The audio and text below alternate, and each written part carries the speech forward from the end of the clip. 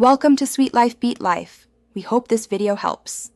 You start by confirming your iPhone runs the needed iOS release, because features differ by version. Once updated, wake the phone and long press the lock screen. You'll see thumbnails for existing lock screens and a plus button. Tap that plus to create a new one, or choose Customize on an existing screen.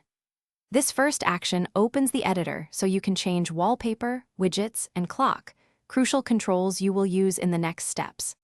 Once in the editor, pick the wallpaper type: photo for a specific image, photo shuffle for rotating images, or specialized options like weather, because different choices affect widgets and legibility. Tap the clock to change font and color, and add widgets below the clock for quick info.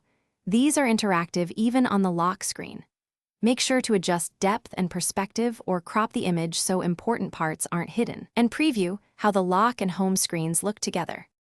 To finish, tap Done and choose Set as Lock Screen, or set both if you want the home screen updated as well. You'll see your new layout immediately. If you want automation, link this lock screen to a focus mode so it appears only during certain activities.